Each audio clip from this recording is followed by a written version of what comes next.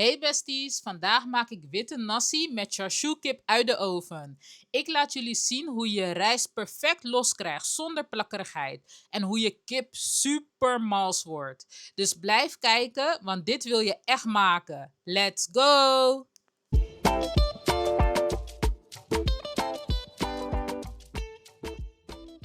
We beginnen met de basis van goede nasi en dat is natuurlijk de rijst. Die ga je heel goed wassen. Het is echt belangrijk. Ook al was je die 4 keer of 5 keer of 6 keer. Het is zo belangrijk om het overtollig zetmeel weg te spoelen. Want zo krijg je straks mooie losse rijstkorrels. In plaats van plakkerige rijst. Want dat wil je natuurlijk niet, anders heb je gewoon plakkerige nasi. Je spoelt de rijst tot het water helder is geworden. En dan heb ik een klein trucje die ik altijd gebruik om rijst perfect te koken. Ik voeg water toe tot ongeveer een vingerkootje boven de rijst staat. Dus je zet je vinger op de rijst en het water moet tot ongeveer het eerste kootje komen. Zo heb je eigenlijk altijd precies genoeg water zonder dat je hoeft te meten. Dat is een trucje die je van mij krijgt. En misschien gaan sommige mensen mij misschien nu raar aankijken, maar ik kook mijn rijst eigenlijk altijd in de magnetron op de rijstkookstand. Ja, echt, don't judge me, besties. Het werkt supergoed, de rijst wordt mooi gaar, het brandt niet aan en ik hoef er bijna niet naar om te kijken. Dus als jouw magnetron een rijststand heeft, gebruik hem vooral. Terwijl de rijst rustig kookt, ga je verder met de kip voor de char siu. Ik maak de kip eerst even schoon met citroen en een beetje azijn. Dat doe ik eigenlijk altijd. Daarna spoel ik het kort af met water.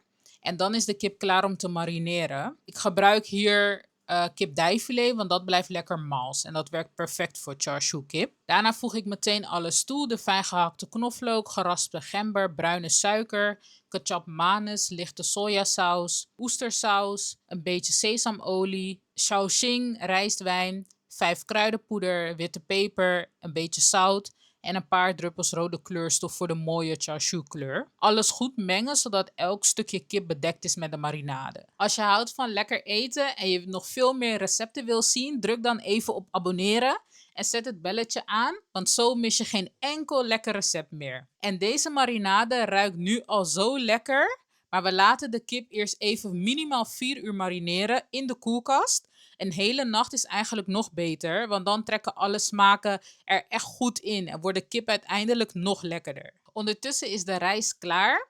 Schep hem goed los en doe hem dan in een andere bak om goed af te koelen, want dit is echt de belangrijkste stap bij nasi. Want koude rijst bakt namelijk gewoon veel beter dan warme rijst. Met warme rijst krijg je echt een plakkerige boel bij elkaar. En dat wil je niet, hè?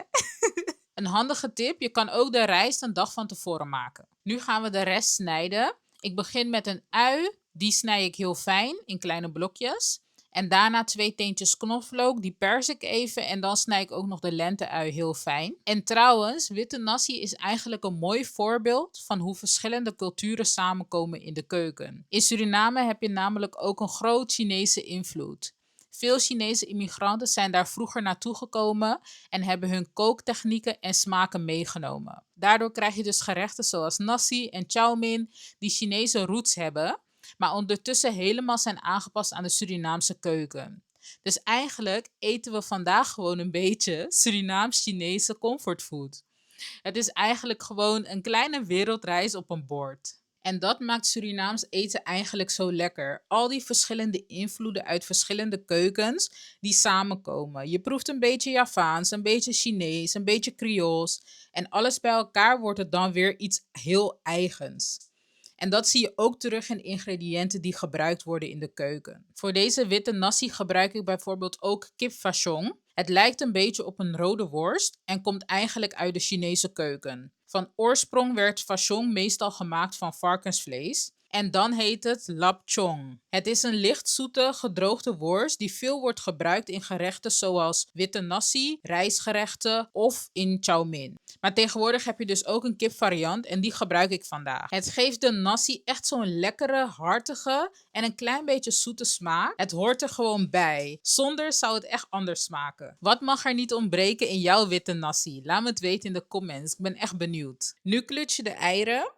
En daarna bak je ze met zonnebloemolie tot scrambled egg. En in de tussentijd zal ik jullie iets over mezelf vertellen. Want ik kreeg heel vaak de vraag of ik altijd zo kook met precieze hoeveelheden. En dat is eigenlijk niet waar. Ik kook altijd op gevoel. Vroeger ook altijd. Dat heb ik van huis uit gewoon meegekregen. Maar toen ik mijn recepten begon te delen, dacht ik dus, als jullie precies dezelfde smaak willen hebben zoals ik, dan moet ik wel alles gaan afmeten. Want anders is het alsnog op gevoel en krijg je niet exact dezelfde smaak. Dus tegenwoordig meet ik dan alles netjes af voor jullie, zodat jullie exact hetzelfde lekker gerecht kunnen namaken. Als de scrambled egg klaar is, haal je hem uit de pan. En in dezelfde pan bak je dan nu de kip vachon. Even kort, zodat de smaken gewoon goed vrijkomen. Als je ziet dat de kip vachon na een paar minuten goed gebakken is, dan haal je die ook weer uit de pan. In dezelfde pan gaan we dan de nasi bakken. Omdat er al genoeg olie uit de worst is vrijgekomen, doe je sesamolie alleen erbij. En dan bak je de uien en de knoflook goed door, zodat ze lekker zacht zijn geworden. Het bakken van uien en knoflook vind ik altijd zo lekker ruiken. Dan mag de koude rijst erbij goed omscheppen, zodat alles goed heet wordt. Dan voeg ik een kruidenmix toe van kippenbouillonpoeder, uienpoeder, knoflookpoeder, laos, witte peper, een beetje zwarte peper en 5 kruidenpoeder. Als je alle kruiden goed door de rijst hebt omgeschept, doen we de groenten erbij. Doperwten, mais, lenteui en de vachon en de ei mogen weer terug in de pan. En we moeten de nasi natuurlijk meer smaak geven, dus we voegen nog oestersaus en lichte sojasaus toe. En dan ga je je spierballen gebruiken om het goed om te scheppen. Zorg wel dat het vuur een beetje hoog staat, zodat alles goed heet wordt. Kijk hoe mooi het eruit ziet. Losse rijst, kleuren van de groenten en de stukjes vachon ertussen.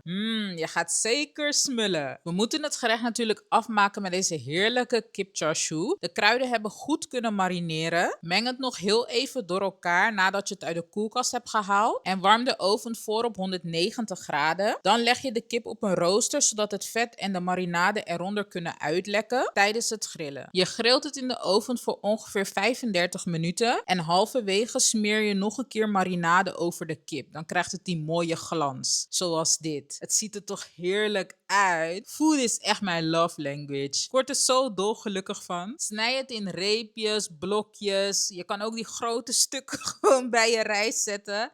Wat jij lekker vindt. Kijk hoe mals en sappig het is. Om het zo mals en sappig te krijgen is het belangrijk dat je altijd kipdij gebruikt. En dat je het niet te lang in de oven laat. Want je wilt nog dat die nog wat juice heeft van binnen. En dan komt mijn favoriete moment. Het bord mooi opmaken. Je legt eerst je rijst mooi in het midden, dan de char siu kip erbij. En eigenlijk hoort die ook nog zoetzure komkommer bij, maar die was vandaag even op. Dus we doen het zonder. En het was super heerlijk. Laat in de comments weten of jij team bruine nasi of witte nasi bent. Druk op mijn logo om te abonneren en volg me ook op TikTok, Instagram en Facebook voor meer foodie vibes. Ciao!